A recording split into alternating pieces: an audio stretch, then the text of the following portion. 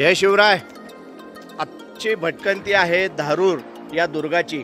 आता आम्ही आलेलो आहे धारूर, हा तालुका धारूर व जिल्हा बीड या ठिकाणी हा धारूर दुर्ग आहे। या संपूर्ण धारूर दुर्गाची आता आपण सफर करणार आहोत, त्यामुळे शेवटपर्यंत व्हिडिओवर माझ्याबरोबर राहा। हा अतिशय सुंदर आणि देखणा असा हा धारूरचा किल्ला आहे। आतमध्ये बरेच गडाचे अवशेष या ठिकाणी आहेत। संपूर्ण गडाची भटकंती मी थोड्याच वेळात तुम्हाला करून आणणार आहे। चला तर माझ्याबरोबर या धारूरची सफर करायला।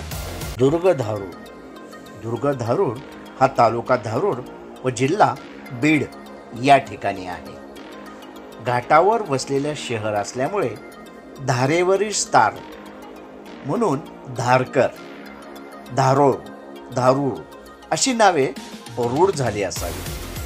मोगल राजवटीत अहमदनगरच्या निजामशाहीने या गावाचे नाव बदलून फतेहबाद असे ठेवले होते, पण मध्ययुगीन कागदपत्रात किल्ले धारूर अशीच नोंद आढळते।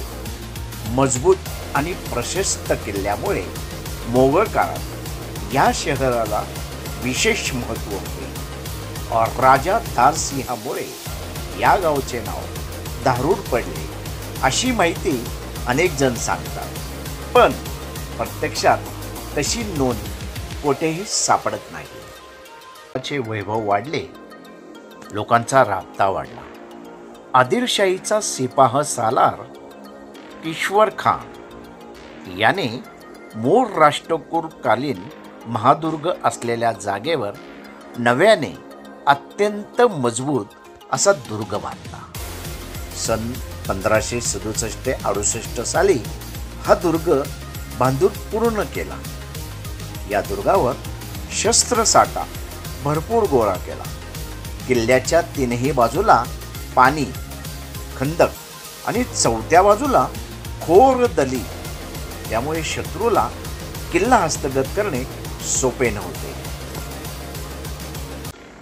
धारूरच्या व्यवस्थित नियोजनाची नोंद जशी बुसा तीच उस सलातीन या ग्रंथात फकीर अहमद जुबेरी यांनी करून ठेवली आहे, तसेच अब्दुल हमीद लाहरी याने आपल्या बादशाहनाम्यात केली आहे। हा किल्ला सहजासहजी जिंकणे अशक्य असल्याची ही नोंद त्यांनी केली आहे। मात्र प्रत्यक्षात ज्यांनी किल्ला बांधला तोच कृष्ण खान फितुरेमध्ये मारला गेला।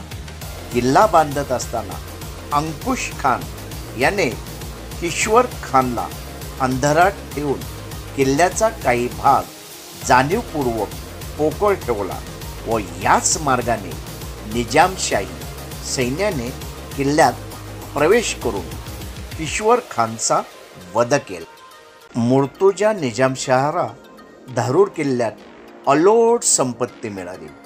हत्ती, घोडे, जड जवाहीर और राहुटाचे सामान, शस्त्रास्त्रे, बंदुका इत्यादी सर्व वस्तू मिळाल्या। या किल्ल्यात काही काळ अहमदनगरच्या निजामशहाचा मुक्काम होता। त्यानेच विजयाचे प्रतीक म्हणून या गावचे नाव बदलून फतेहबाद ठेवले होते। हे नाव बदलण्यासाठी स्वातंत्र्यानंतर धारूरच्या जनतेने खूप प्रयत्न केला व अखेर 5 मे 1972 रोजी पुन्हा फतेहबादचं धारूर असे नामकरण झाले।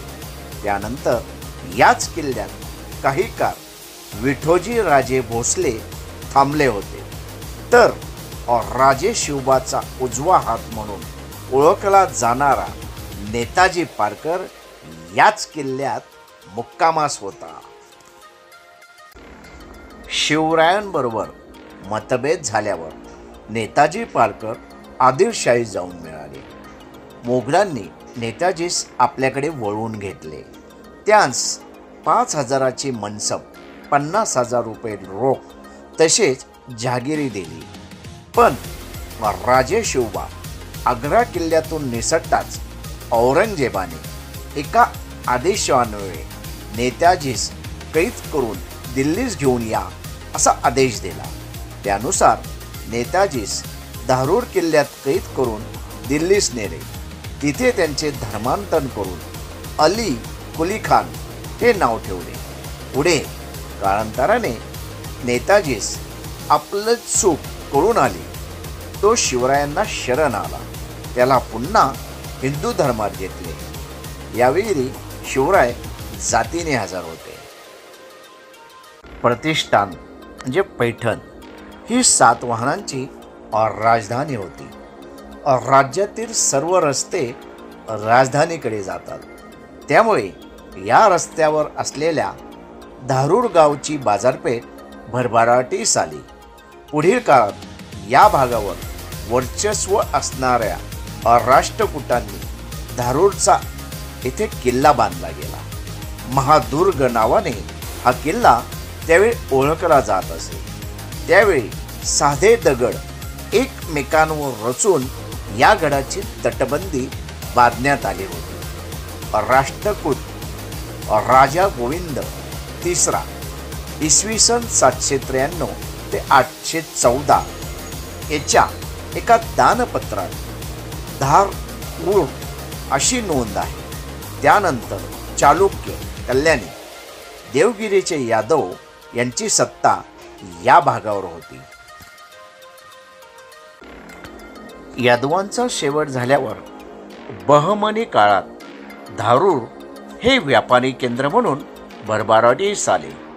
बहामनी घराण्याचा 9वा राजा महम्मद शाह बहामनी याने 22 सप्टेंबर 1422 मध्ये गुलबर्ग्याची राजधानी बिदरला हरवली. बिदर हे राजधानीचे ठिकाण असल्यामुळे त्या काळात उदगीरचे महत्त्व वाढले. इसवी सन 1526 मध्ये बहमनी राज्याचे विघटन होऊन 5 शाह उदयास आल्या. त्यापैकी औसा येथील सुभेदार कासिम बरीद याने बरीद शाहीची स्थापना केली. बिदर ही राजधानी असलेल्या बरीद शाहीच्या राज्यातील धारूर, उदगीर, औसा, कंधार हे प्रमुख किल्ले होते. बरीद शाहीच्या सीमा आदिलशाही, निजामशाही व कुतुबशाही या 3 शाह्यांना लागून होत्या. बरीद शाही नष्ट करण्यासाठी या 3ही शाह्यांनी प्रयत्न केले. त्यामुळेच त्यानंतरच्या काळात या किल्ल्यांच्या परिघात अनेक लढाया झाल्या.